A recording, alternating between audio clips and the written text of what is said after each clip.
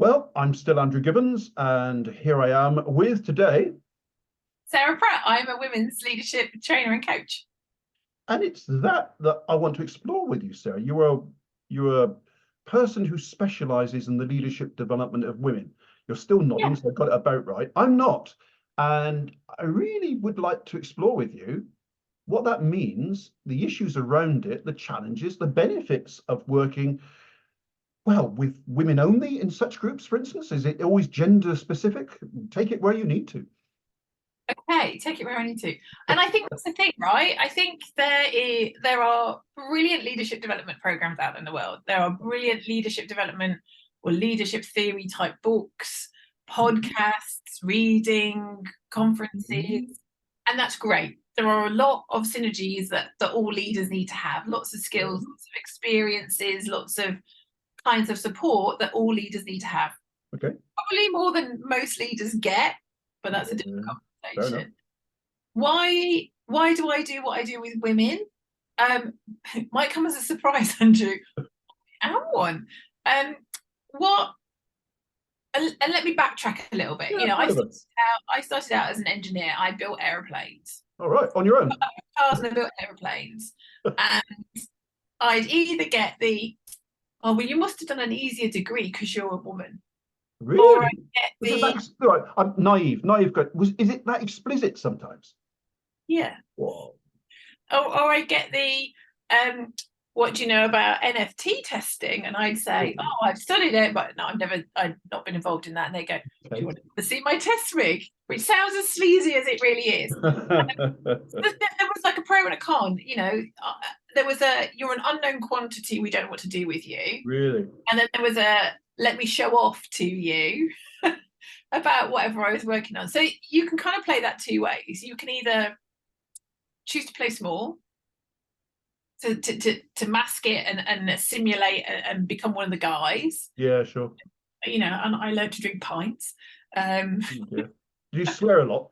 I can swear a lot, but in a very healthy way. I'm not sure swearing is a masculine trait anymore.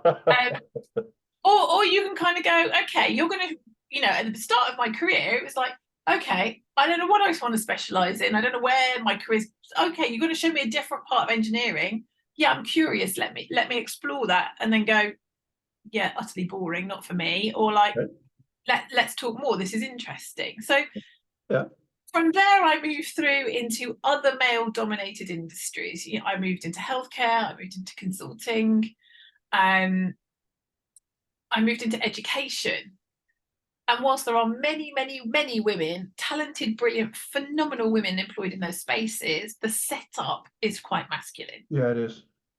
The way that you are targeted, the way that you are performance managed, the way structures are in place, it's quite masculine. And the demographic, the higher up you go, the more the demographic is saturated by men. True, and I like to think of it's not a Machiavellian thing. Nobody set that up to deliberately disadvantage women.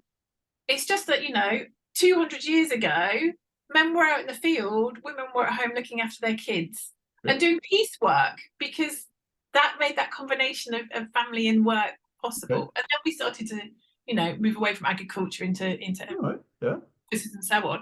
We just took what worked well for us. Guys turned up at 9 o'clock. They had a packed lunch made by the wife, went home at 5 o'clock for dinner. And I'm super simplifying this, not in a diminishing way, but in a. So your work pattern led you towards a female-oriented development career? I mean, is that what we're saying?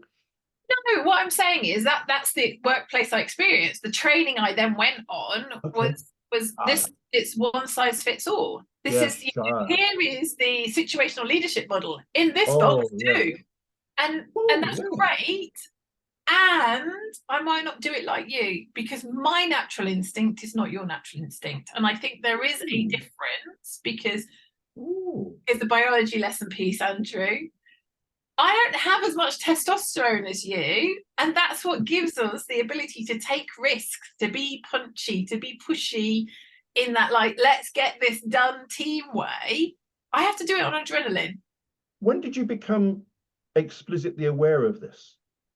that I don't have as much testosterone. Well, no, just this whole female perspective, which is interesting because it's fundamental and it's making me think. I mean, I'm familiar with some of the models you've already mentioned. I thought, yeah, they do tend to be a bit masculine more than feminine. And I'm asking myself, what is a feminine Adair model or a feminine situational leadership model look like? This is useful. I mean, I'm finding it's very developmental. Thank you. You're welcome. So I burnt out twice. So we know in the Western world, so Western economies, we know that women are 60% more likely to burn out than a guy. Okay. And we know the impacts of burnout on women tend to last longer. Okay. So the physical damage that happens within our bodies is more significant and often not repairable in the way that it is in the guy's body. And this is not a sexist perspective, it's just physiological. It's physiological. Yeah, okay. This is biology. So what do we do in order to enable women to thrive? Yeah. And I think enabling women to thrive enables other types of minority groups. You know, women are the biggest minority group to thrive. It's about saying, well, how do we work with the system you've got? How do we work with your innate natural talents that you've got that also allow us to achieve amazing things in the workplace? And to do business for our customers. To do that in a gender-specific environment? I do it in two different ways. So you're right, this is not at the exclusion of men or the masculine. I think there are ways to enable women to use their masculine. We all have it. You know, the yin yang sign? But the white one's got a little spot of black one has. We all have a bit of both, right? And I think gender is a bit of a difficult term. I think it's about... Well, it is now. It's much more complex than it was a few years ago. Masculinity, femininity is a bit of a spectrum. Oh, isn't it? I can be exceedingly masculine and hard and tough and concise and aggressive if I need to be, but I can equally be soft and yielding and flex and adapt and collaborate and create, depending on what I think is appropriate to the situation. And do you think, this is... And guys can do that too. Guys can absolutely do that too. Yeah. What happens is where your natural position on that sits is quite different. Okay, this is... What I think we've been looking at in terms of leadership development is I need the person that can make the sales and get the bell rung. I need the people that can push hard in this difficult market. We need risk takers. We need... Yeah, but what about bringing all your people with you and engaging them and making them feel safe and nurtured and that they have opportunity and possibility in the future? They're more feminine traits. Well, we don't measure that. That's never on anybody's appraisal. Okay, and I think it should be. This is going somewhere I didn't think it would, and I'm really pleased it is, because it's making me ask the naive question that you're much better able to answer than me. Can we hang these traits on? I'm going to continue to use the word gender in a sense. Can we distinguish men from women in terms of their patterns of behavior and their generalized qualities, traits, characteristics? I mean, what's the science for that, if you like? I kind of intuitively believe it. Yeah, so let's take a controversial tool. If you look at Myers-Briggs, okay, and I know we can all say, oh, it's hocus pocus, and but let's look at it. Millions of people have done it. Right. Millions of, and if you look at the dichotomy split, you can see generic patterns of more women score this way, more men score that way. They don't have it broken down by other gender descriptions yet. I imagine that will come. If you look at Zenger Folkman, they did some beautiful leadership research at the tail end of COVID, the lockdown piece, at the end of that really heavy piece.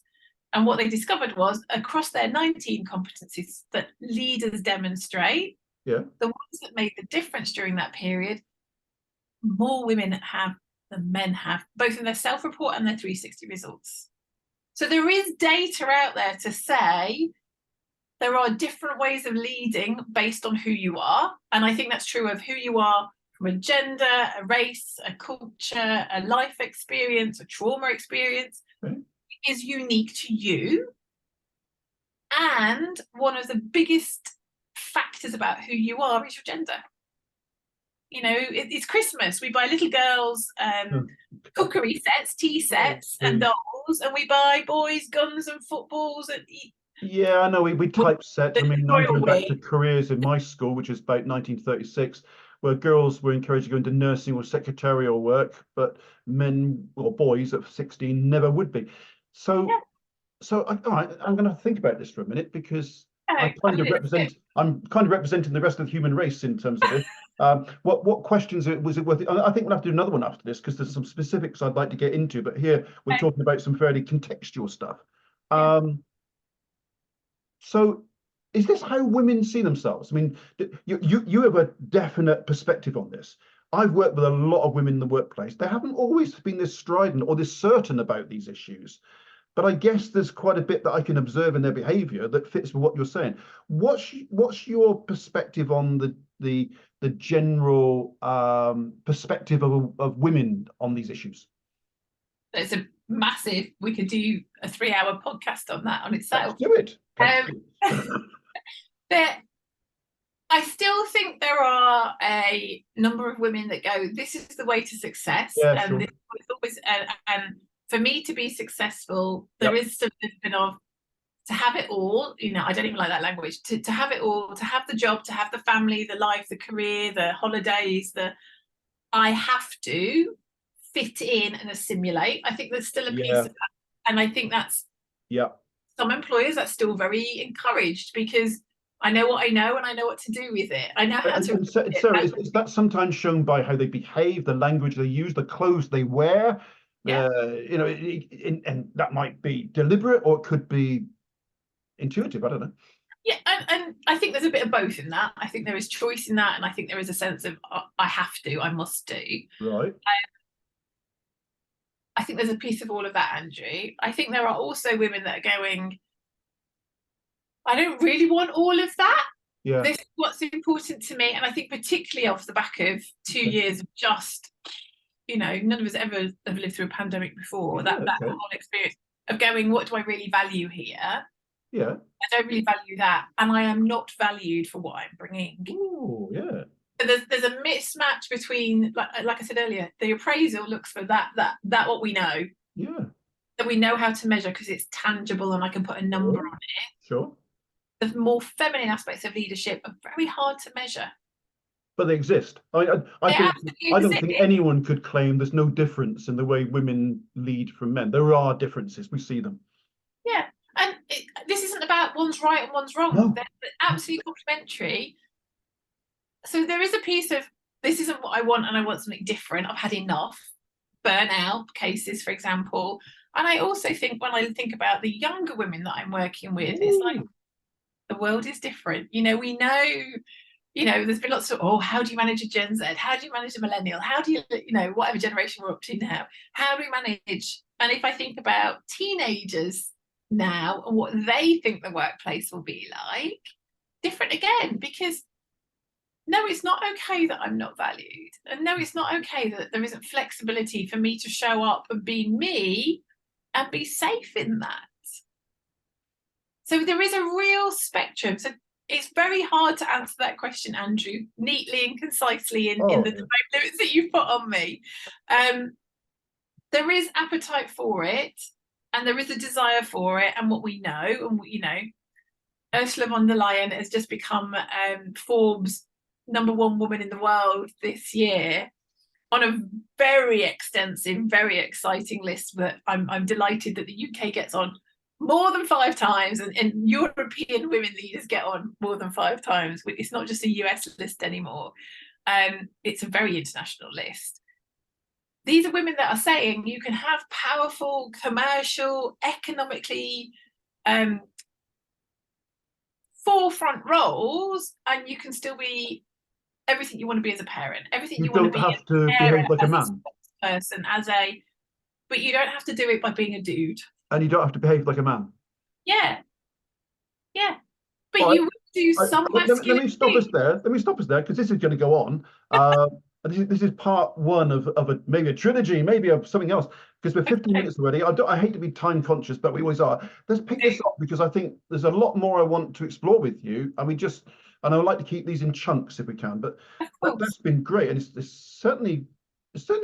I've not had this conversation before, and that's a bit of a thing to reflect on when I've been in this business 42 years. Right, we'll stop it, but we'll come back on it. Maybe that's our next conversation, Andrew. Andrew's therapy session on understanding women in the workplace better.